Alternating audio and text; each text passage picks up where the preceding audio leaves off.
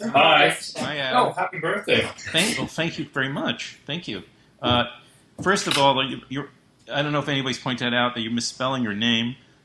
I'm silent because I have much childhood trauma about having an unusual last name, which I just Your as last of last name? week, actually, through years of therapy, just reconciled myself with, and now you've dear. broken through and you've re-traumatized me. So yeah, that's Well, it's a good party story at the very least. For me, I'm sorry that you leave this conversation scarred. I have a great story to tell at my birthday. You can't see me, but I'm in a fetal position right now on the on the floor. It's awful. But anyway, like you can just call me Tom. Drop the EA, and everything will be okay. Yeah. Honestly, I know you must hear this from time to time, if not frequently, but wow, I'm so excited because it really, I mean, when I started getting into film on a serious level, I mean, your films were right there. I think I do actually remember the friend that told me about Exotica, and then we went to see it, and then ever since I've been keeping up with all, and I went back and saw earlier things, and so it's a pleasure is what I'm trying to get. Thank you. And, I've been doing this thing for a few years, but it just puts me right back to a humble spot. Oh, please, thank you. That's very kind of you. That's so. I mean, I'm really. It's interesting. I've been thinking a lot about festivals and this world that you enter into when you release a new film, and how Woodstock was my first kind of festival. I mean, as a kid growing up and loving music. Of course, it's like the granddaddy of all festivals, so it's kind of really quite sweet to be coming to Woodstock. I mean, I'm not quite sure how much of the mythology of the actual music festival still permeates the town, but as a kid growing up on the west coast of Canada, I remember just having this incredible fantasy of what it would mean to be in an environment where you could share art with others at such a monumental scale. Of course, I mean, like it's so unfathomable to think of something like that now. But anyway, so there's a wonderful there's a wonderful kind of sense of Continuity. Well, I don't know if it's continuity because there's nothing about that festival that bears any relationship to the film festival world, except for this idea that as a kid, loving all of those musicians, there's this idea that backstage and that there's this whole other level of contact that's being made, and in a much more in a quieter and obviously less ostentatious way. I mean, so much of the festival world is about that. I mean, it's about, going to, I was in Sarajevo and I met the director of Son of Saul, and we had this kind of amazing kind of contact, or Toronto just ended and I was meeting these young filmmakers from Poland or from various places around the world, and you just have these moments of contact, and they're facilitated by this event, which is just utopic. I think it's quite any festival is utopic, but obviously Woodstock is the festival, right? It's the of course. It's the one that everyone of my generation anyway thinks of when they think of a festival, an arts festival. And of course, to get back to your original question, I mean, the brand of it is, and I don't mean to use that in a kind of shallow sense, but there is this concept of what Woodstock was, and it was definitely a place where that created this whole hippie vibe, because and so that has persisted. And so when you go to the Woodstock Film Festival, which is in the actual town of Woodstock, as opposed to the Music and Crafts Festival from 1969, was it? Yes. Yeah, 69, Summer of Love, right? That was actually nearby, but Woodstock. This is actually in the town. But the town has, again, it's sort of like created this, vibe. It gets a lot of people that live a kind of alternative who would probably self-identify as hippies. So you still get that vibe. And so the film festival, which is, I guess, in its 16th year now, it definitely trades on that, but not in an exploitive way, but just it trades on that association. Mm-hmm. Anyway, but of course. I mean, it's just such an extraordinary brand, right? I mean, I suppose in people's imagination. Yeah. How far away is the farm from Yasgur's farm? I think. I mean, it's probably very close by, but I can't remember. I grew up going to summer camp in that area. I went to Wallkill, which was interesting. Coincidentally, the first place they tried to do it was in Wallkill, New York, just nearby. And so it's Bethel, maybe New York. I may be misspeaking, but I've only been up to the festival a couple of times, so I will be there. So actually, I probably have an opportunity to introduce myself to you. Oh, great. If you'll be able to gather your wits and get off the floor and all that and make it. Sure. No, I really, it would be great to meet. But this podcast I do is really about what you're doing and your career is really is a great example of what the kinds of folks that I try to talk to, because you've really committed yourself to making films that are like this current film. Actually, is actually pretty commercial for an Atom Egoyan film. Remember. Well, it's interesting. I mean, I felt that after the experiment of The Captive, which was a film taking this notion of a non-linear structure, which I've obviously tried to deploy in a lot of these movies. Trying to access these characters whose lives have been shaken up, who've been put out of order, trying to find a way of accessing their mental space. In a way, I felt I went as far as I could go with The Captive, and when I encountered this story, it seemed that all these themes of trauma, of memory, of notions of how we remember, notions of how we torment ourselves, all these seem to appear in a very linear A to B sort of structure, and that was definitely appealing, as was the idea of working with Christopher Plummer again and being able to make my directing as unobtrusive as possible, like really just focusing on his performance, because there was so much in that performance which was quite unique. This character is very unique. He's unlike any other character I think that's ever been represented in any book or film I've seen.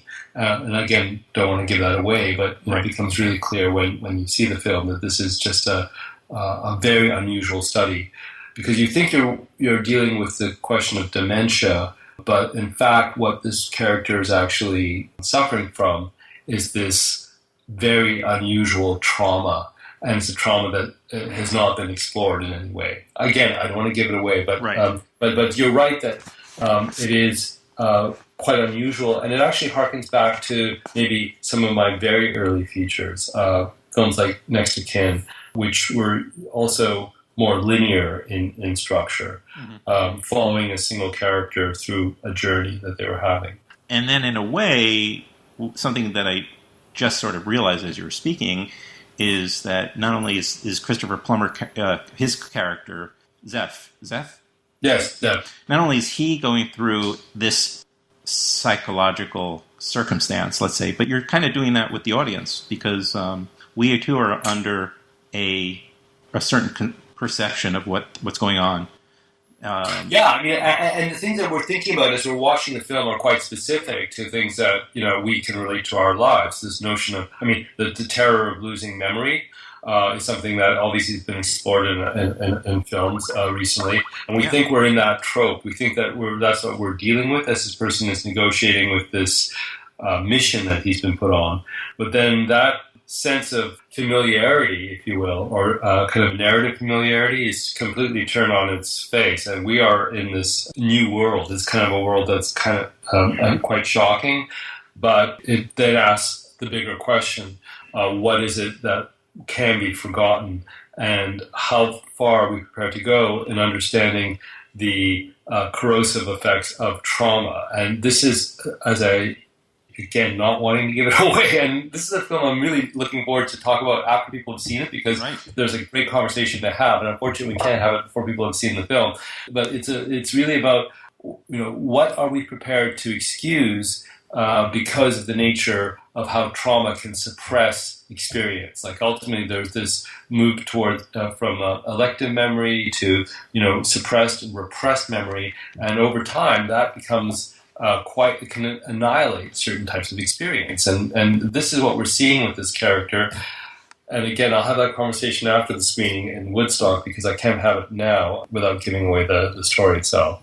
Just so you know, I may hold on to this. I'm going to have a conversation with your office regarding after they contact A24, who is the distributor of the film, by the way, and just in terms of the timing of when I post this, because as much it might be good for Woodstock, but it could also be just good to hold on to it till you're theatrical, at least. Yeah. You know, because so many of my listeners, I want to get them to see I want them to go. And Right. you know, what a great cast. You mentioned Christopher Plummer, who, of course, this makes you immediately think of Sound of Music in the sense of the backdrop of what's going on, because he plays someone who is a survivor. This is the way I'm wording it, okay, for the sake of explaining it. Well, yeah, no, I think I should describe it this way. About the film, no matter what you end up thinking about it, he is, and I think it is interesting to refer to him as a survivor. He is a survivor. Now, that has many different meanings, and you know, that is a conversation to have again after you see the film, right, in terms of what he survived. Exactly. But he's definitely a survivor. And he's now obviously like around 90. He must be in his late 80s or something. Yes. And then he's in a senior residence, and his friend, who's played by Martin Landau, also a survivor. And the idea is that Christopher Plummer is going to hunt the Nazi who is living. All they have is his name, and there's a bunch of people that that have that name, so they've got to track them all down. And basically kill him. And so we watch Plummer's character Zeth on this trip, basically.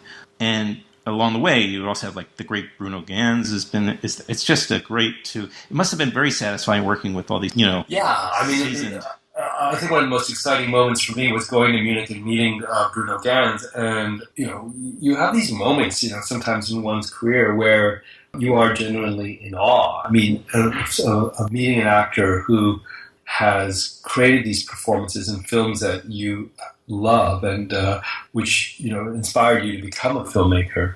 And I'm thinking with Bruno Ganz, obviously the early collaborations with Wim Wenders.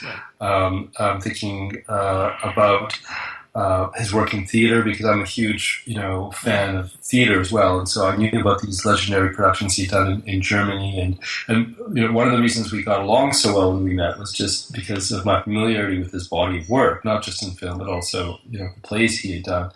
And so you get to have someone like this in what is essentially a cameo, but a very important cameo. And really, because of the nature of the film, we're seeing Plummer just go on this journey across North America and meeting these various characters. And there's something episodic about these encounters, and very much so. And so a lot of these people also wanted to work with Christopher as well. I mean, because of his stature, but it was just an incredible collection of actors, and because everyone was serving this unique story. I mean, everyone understood that this was actually the last story you could probably tell about this period, right? Using contemporary characters, because these are all now very old men, and you can't tell this story in 10 years or even maybe 5 years, Right. So it's this feeling that what we're seeing now is what this history means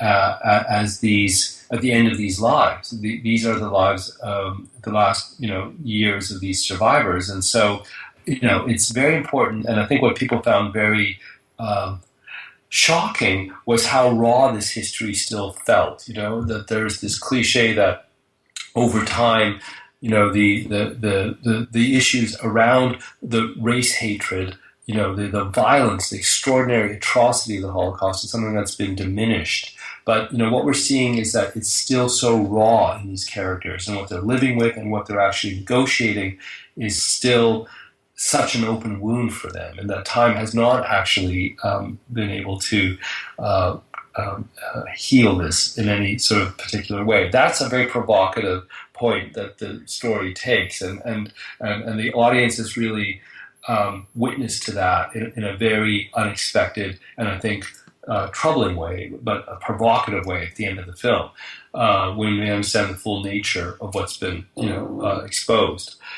We're also dealing with a character like Martin Landau, whose character Max has been working, trying to deal with this in the correct manner, working with the Simon Wiesenthal Center most of his life, trying to bring the perpetrators to justice in a way that is more methodical, and realizes at the end of his life that isn't quite enough, that there's something else that is still and again, we can't talk about this until we watch the film, but, there's a lot of issues that are being raised about how we come to terms with a history that has been so cataclysmic, in the minds and the souls of the people who have experienced it. But at the beginning of the film, I feel like I'm in a Atom Egoyan film, a psychological terrain, and then it's interesting how quickly all of a sudden I was starting to think about films like Marathon Man and about The Boys from Brazil. Mm-hmm. I agree, it's slightly cheesier, but still a very here's the main difference between this film and the others I've made, and I think tonally it is very different because the main character has no subtext, right? I mean, in all the other films I've made, and you mentioned Exotica, but I'd go to films like Sweet Hereafter and films like Felicia's Journey, a lot of other movies that have been made since that time. The characters have subtext. There's something in their past that they can't speak of, they can't talk of, but they're holding it with them all this time, and we feel that in the tension in the performances. In this one, since we're dealing with a character who's suffering from dementia, he has no access to his own history at a conscious level. So in his dealings with other people, there is no subtext. And that makes the performance very unusual for one of my films. Right. We're watching Christopher Plummer, but we're seeing him, but he's in this constant sense of the present. He's negotiating his relationships as the only filter he has is his sense of the immediate contact with these people. There's no subtext as such. And that makes it for a very unusual performance, and I think a radical performance, because it's not a performance that we normally see in the lead character. Most of the time we're seeing someone who has some sense of what past they're carrying. He doesn't, even though there's a tremendous history he's carrying, as we come to understand. Right. And I was going to say by the end of it, we're sort of back in, with that understanding, we're back in Egoyan. Yes, I think you're right. And I should mention, since you brought up Sweet Hereafter, a personal favorite too, that I'm literally posting overnight. I have to post my Bruce Greenwood hit my show because he's in this movie opening tomorrow. It was at Woodstock last year, and I spoke with Bruce there. Right. So I'll provide that link for you too, so you can also. Sure. What a great long conversation it was. He's so generous. Just love your collaborations with Bruce as well. Yeah, I mean, it's been such an important part of my career is my collaborations with Bruce. I mean, he is. It's interesting because some of the roles. It's funny when you talk about Exotica. He to this day he doesn't quite know how good he is in that film because he didn't. He sort of felt he never understood that character. As opposed to when he played Billy in Sweet Hereafter, when he came on set and he was so possessed of who this person was. But I watch Exotica now, and that if it's confusion or it's bewilderment, whatever it is, it's so moving to me to see his work in that movie. So you go back occasionally and rewatch? Well, I've had to recently because I've had to convert the films to high def, for iTunes and for these other platforms, and so. In the past couple of years, I've had to rewatch them for technical reasons, and it's interesting to me to look at these amazing actors that I had access to early on in my career. There were these people who I'd seen in theater and who I'd seen in movies, and we became a sort of an informal rep company. They and I was very blessed to have these actors because they were so committed to the type of work I wanted to do, and so trusting. I mean, these are not performances that, unlike, let's say, what is happening in a film like Remember, where it's like very linear and A to B, and the performer actually understands his role. In a film like Exotica, Bruce had to really trust what I was up to because there wasn't a continuity. He was sort of in this suspended space. And I was very much, orchestrating that, but he had to trust what I was up to, and he did. Well, listen, I want to respect our time frame here also, and I could talk to you. I'm not putting you on the spot, but I would love maybe a part 2 at some point, and sure, it would be great to talk to you a little bit further about everything. But let's just to repeat, Remember is being distributed by A24. It world premiered at the Venice Film Festival. It's coming to, I guess it's having its East Coast premiere. I could be stepping. Actually, it's the North American, like the U.S. premiere. It's That's the US fantastic. And they're doing a bit, you're going to be doing a bunch of stuff at Woodstock. And I hope maybe you'll get down to New York City and I'll see you there. That'd be great. Yeah. Okay. But thank you so much. Thank you. And good luck. And I'll see you in a couple of weeks. Yeah. I'll see you there. Okay. Bye. Thank you, Adam. Bye.